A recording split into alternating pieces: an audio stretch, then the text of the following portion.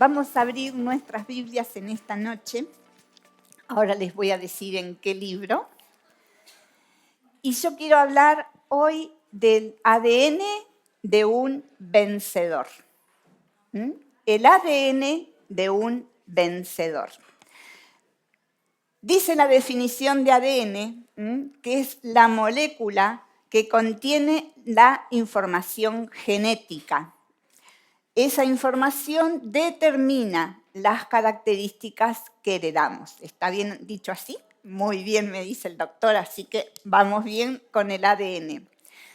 Entonces nosotros, como hijos de Dios, también tenemos un ADN espiritual. Amén.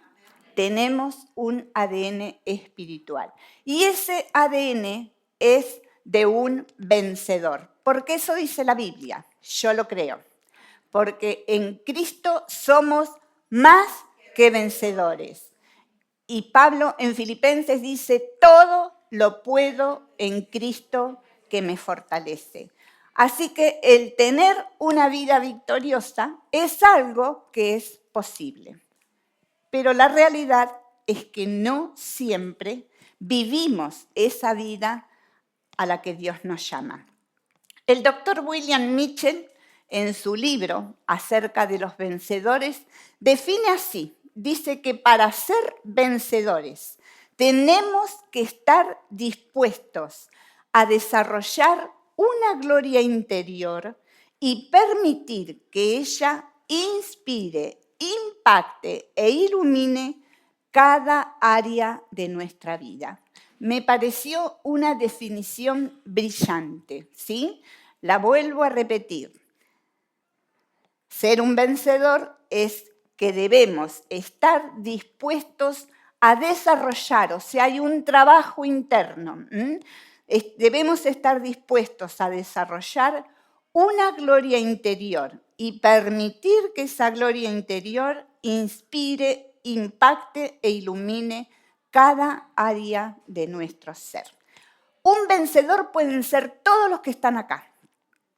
No depende de los estudios que tenga, de la familia de la que vengo, la clase social a la que pertenezco, color de piel, nada. Un vencedor, en los términos de Dios, puede ser todo aquel que le cree a Dios. Todo aquel que le cree a Dios.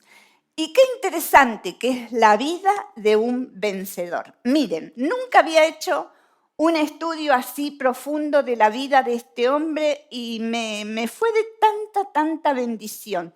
Yo quiero compartir con ustedes en esta noche algunas cosas interesantes en la vida de Josué, ¿no? En la vida de Josué. Y lo primero que nos damos cuenta pensando en Josué, que es alguien que nació en la esclavitud. Alguien que nació en la esclavitud. Y como todo esclavo, y como todo su pueblo, tenía sueños de libertad. Tal vez nosotros también tengamos sueños de libertad en nuestra propia vida.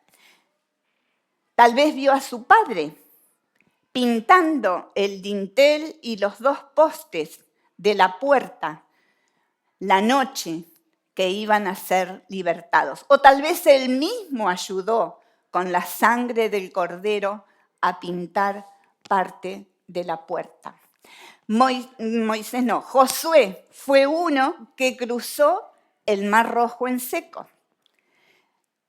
Y le fue quedando esas marcas a este hombre de Dios. Fue uno de los 600.000 hombres que dice la Biblia que salieron a pie dejando Egipto a sus espaldas.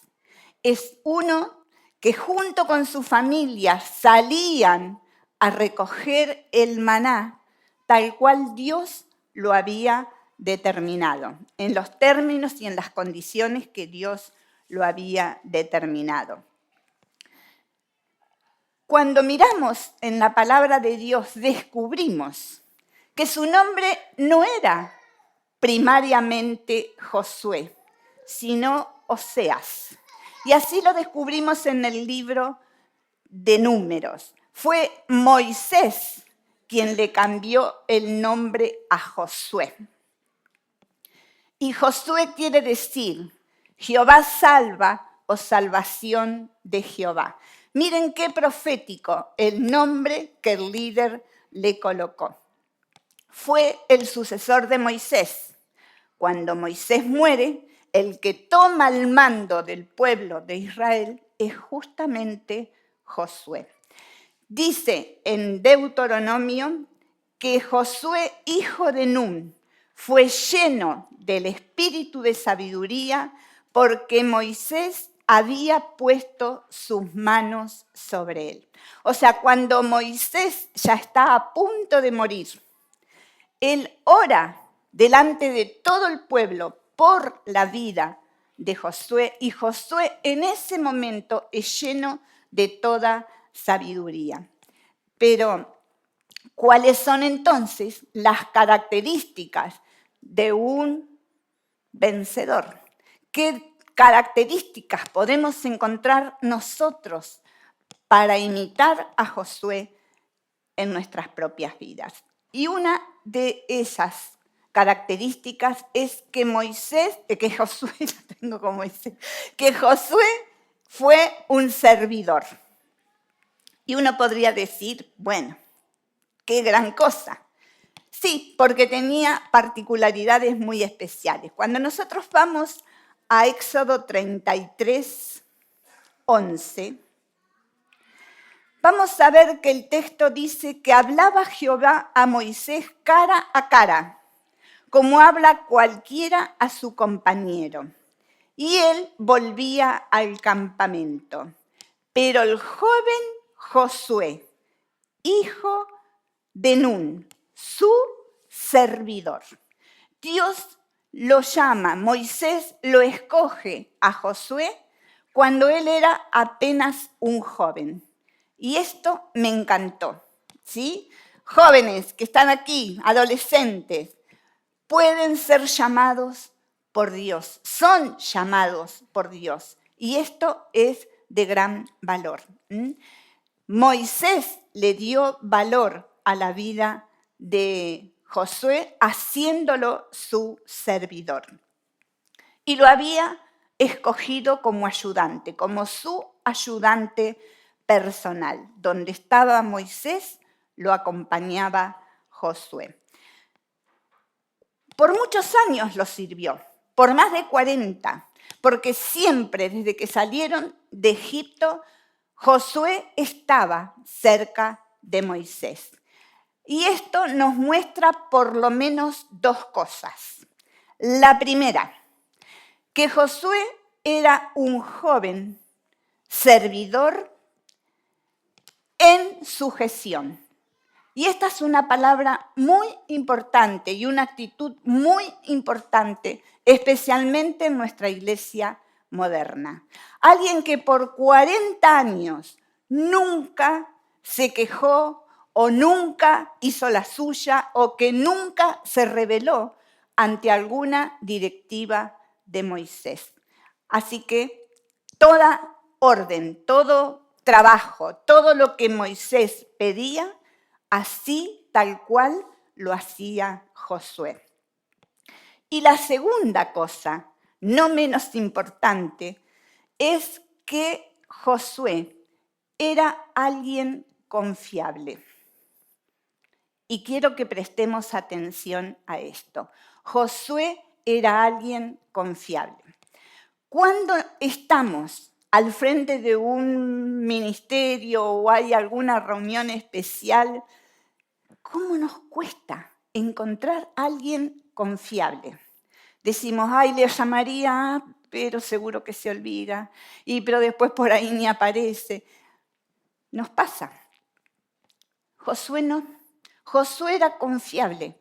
Y no importa entonces cuántos dones o cuántos talentos o cuántas capacidades podamos tener, lo importante es que seamos confiables. Que si alguien me pide algo y yo me comprometí, contra viento y marea, cumpla con esa tarea con la que me comprometí. Y si no, con el suficiente tiempo, porque hay imprevistos, hay emergencias, nos pasa a todos, poder comunicar que no me voy a poder hacer responsable de eso. Qué bien nos hacen los líderes confiables, esos que siempre están. Yo aquí sé quiénes van a estar siempre, se los aseguro, porque es una enorme bendición. Entonces, un servidor con un espíritu de sujeción, un servidor confiable. Esto fue lo que encontró Moisés en la vida de Josué. Una segunda característica de un vencedor es que es un hombre o una mujer en obediencia y en fe, que viven una vida de obediencia y de fe. Cuando los israelitas estaban a punto de tomar la tierra prometida, Moisés comisionó a 12, uno por cada tribu, para que fueran y miraran de qué se trataba la tierra, cómo eran los habitantes, que le hicieran un informe. Y Moisés entonces mandó a 12. Ellos volvieron y trajeron su informe, tal como Moisés lo había pedido. 10 estaban de acuerdo, en realidad los 12 estaban de acuerdo en los datos más importantes, no en la mirada de aplicación que le dieron. Todos coincidieron que las ciudades eran muy amuralladas, que los que vivían dentro eran soldados importantes, guerreros, pero un dato más, que había gigantes en esa tierra de Canaán. Y que esos gigantes eran de la raza de Anac, que era ya una raza de gigantes. Solo 2 dijeron, sí, la tierra es buena, es cierto lo que ellos comentan, pero, dijo Josué, avancemos, tomemos Canaán, porque con nosotros está el Señor y los vamos a comer como pan. ¿Hay algo más fácil de comer que el pan? Los vamos a comer como pan, dijo Josué, porque es Dios el que está con nosotros. ¿No vio los gigantes? Los vio, pero no le prestó atención. Pero a raíz de que el informe de 10 pesaron más que el informe de 2, el pueblo dice que lloró toda la noche y ya estaban buscando un capitán para poder volver a Egipto. Miren, por años esclavos.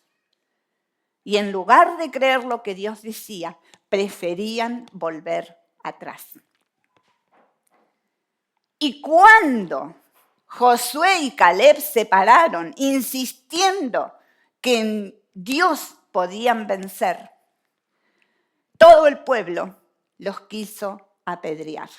Y entonces así intervino el Señor. ¿Y qué hizo?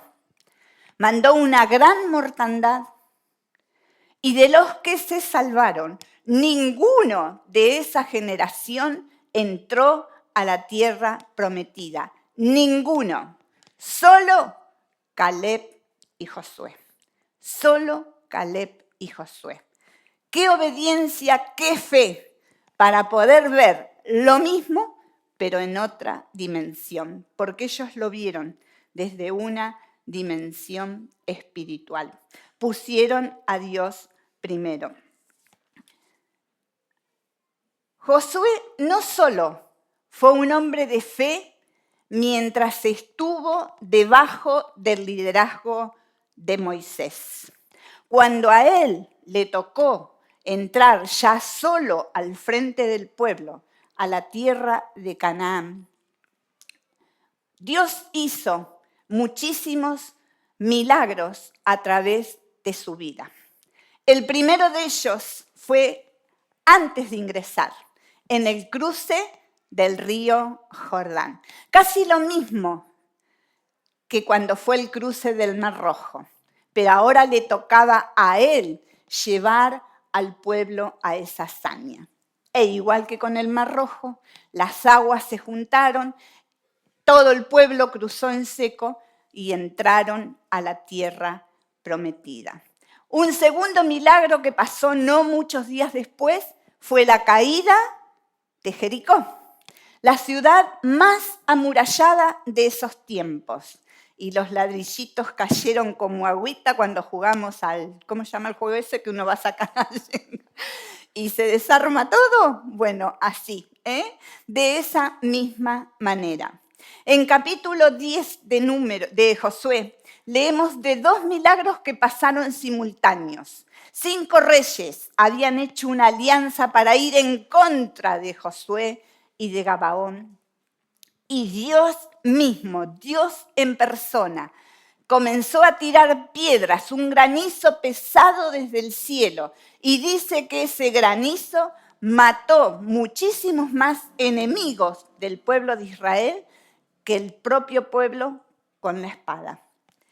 Y en esa misma jornada, Josué había clamado y el día se hizo más largo, dice la Biblia, para que ellos pudieran perseguir al ejército enemigo. Eran 5 reyes con 5 poderosos ejércitos de distintos lados y ellos los pudieron perseguir cada uno hacia donde se iba, se fugaba y de esa manera consolidar la victoria del pueblo de Israel. Un hombre tremendo de fe. En tercer lugar, otra característica fuerte en la vida de Josué fue su vida de comunión con Dios. El Salmo 25 dice que la comunión íntima de Jehová es con los que le temen y a ellos les da a conocer su pacto. Y esto experimentó Josué. Me encanta. La comunión íntima de Dios es con todos aquellos que le temen, que viven en esa reverencia al Señor.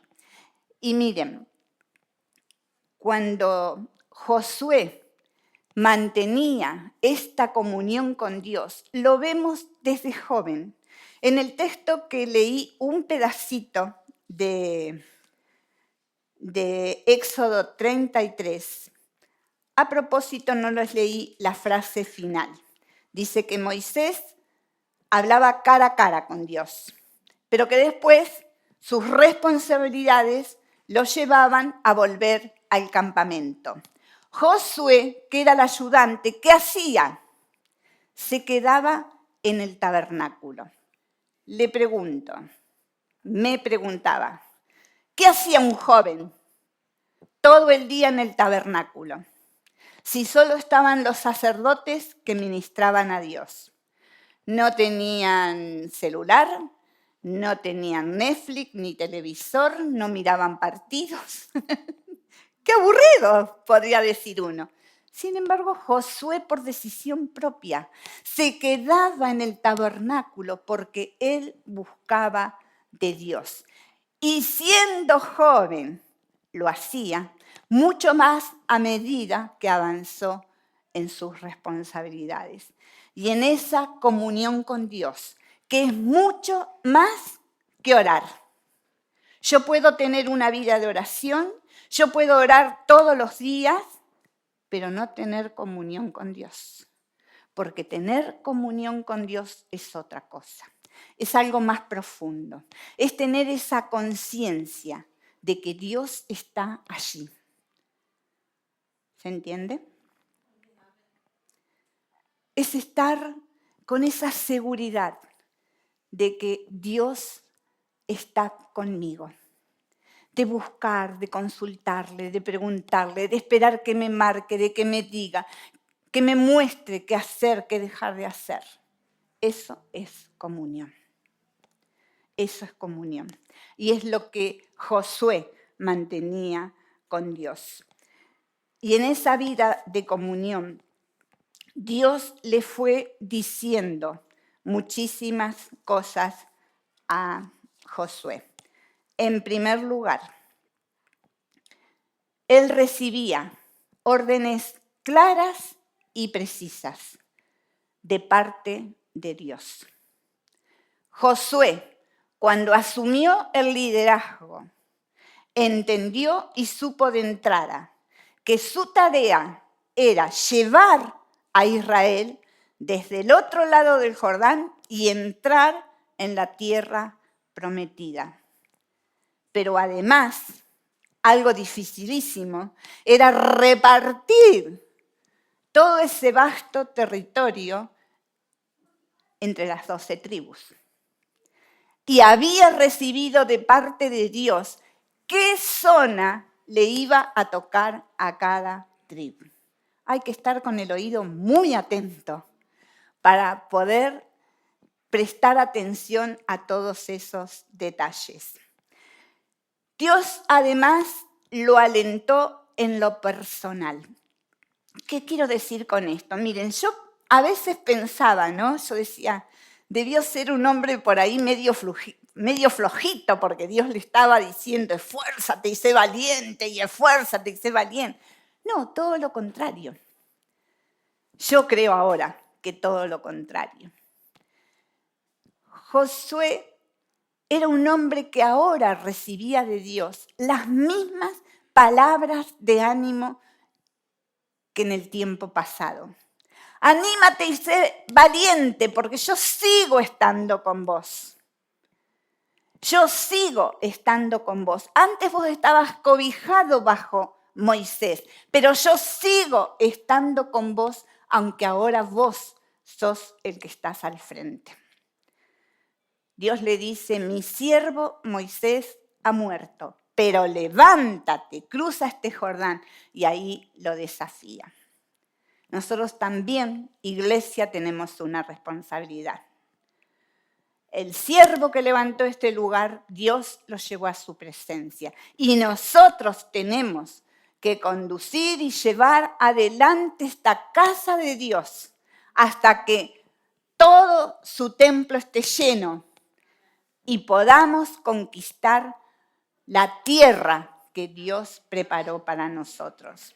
Amén. Gracias. Amén. Sí, esa es nuestra labor. Somos desafiados a llevar adelante el Evangelio de Jesucristo. Y qué lindo cuando Dios nos da, nos alienta.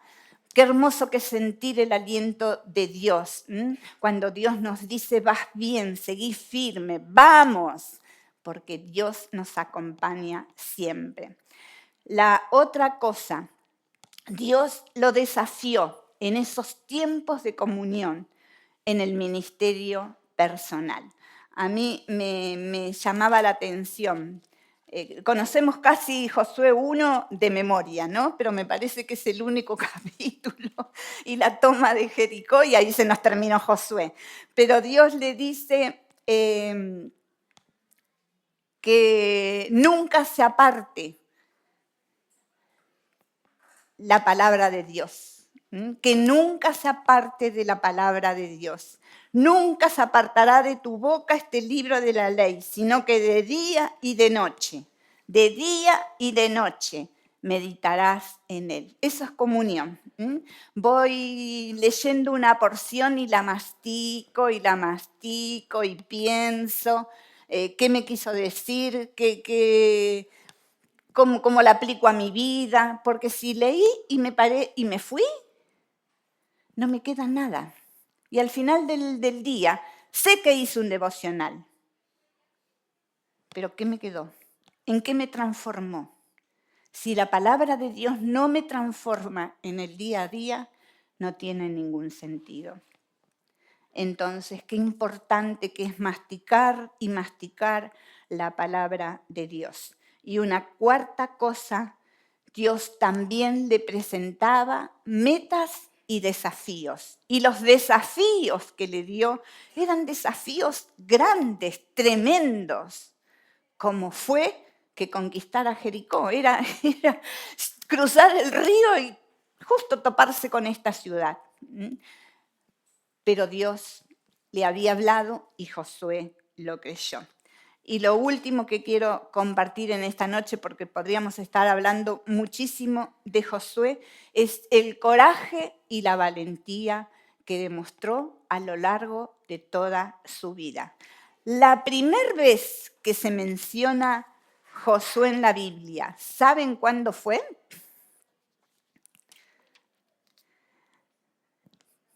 Muy lindo. Fue ahícito nomás. Ni bien habían cruzado el Mar Rojo.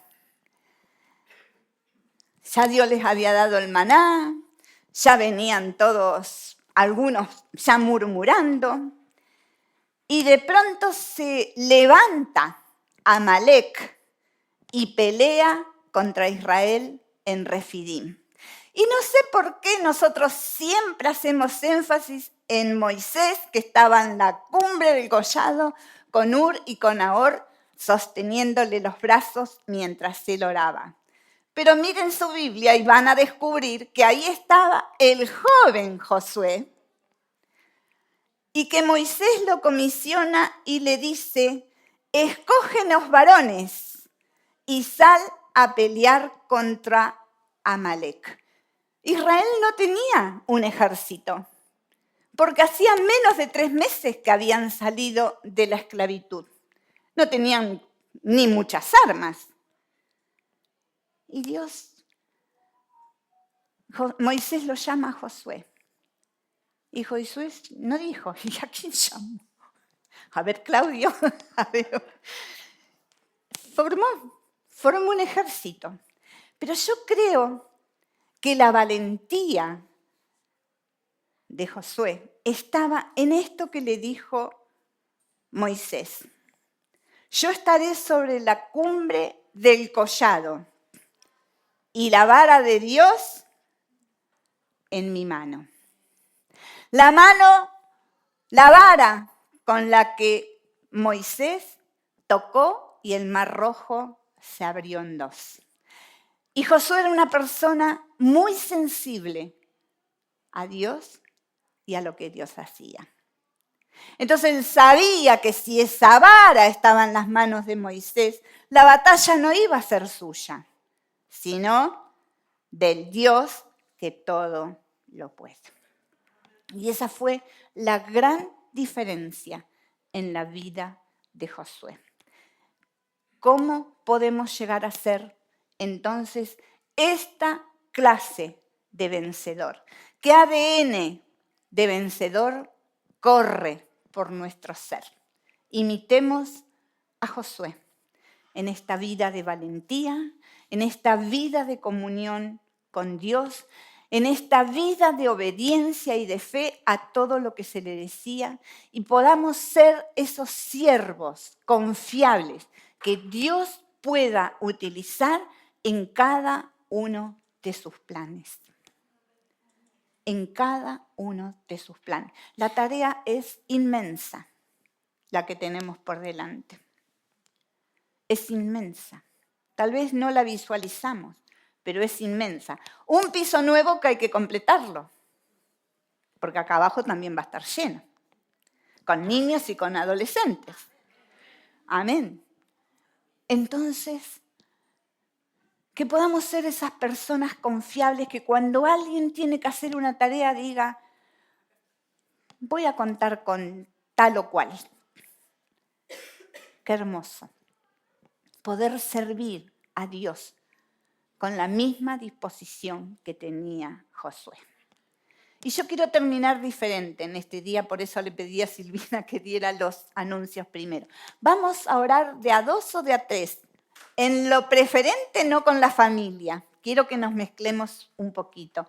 Marcos, te puedo pedir, aquí están los chicos, si estás con Iván y con... ¿Cómo es tu nombre, amor? Sí. Facundo, le damos una bienvenida a Facundo. Gracias por estar. Muy bien, bueno, buscamos 2 o 3 y vamos a orar. Vamos a orar rogando a Dios, presentando la vida del hermano para que sea un vencedor. en Jesucristo. Amén.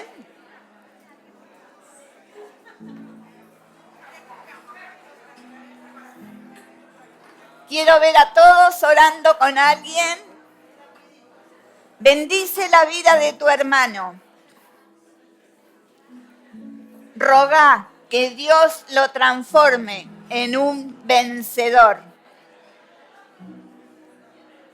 Y para los que nos miran desde su casa, también los desafiamos a poder orar en este momento para ser vencedores en el nombre de Dios.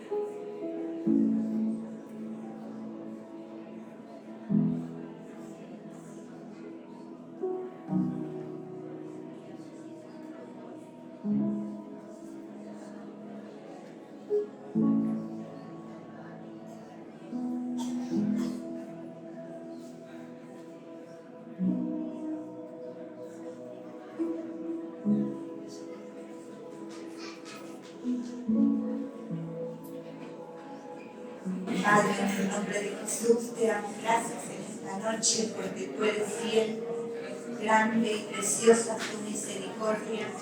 Y gracias, Señor, porque tú pensaste en cada uno de nosotros para que podamos ser más que vencedores en el Señor Jesucristo. Gracias porque eres tú quien pelea nuestras batallas, Señor. Gracias porque eres tú quien cumple nuestros sueños de libertad.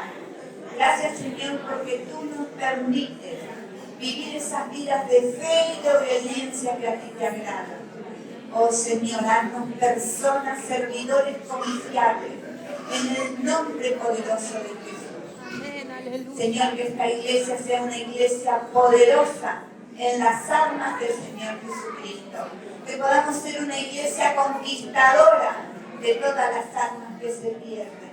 Señor, que podamos ser esas personas que llevamos palabras de consuelo y de esperanza para todo aquel que no lo tiene.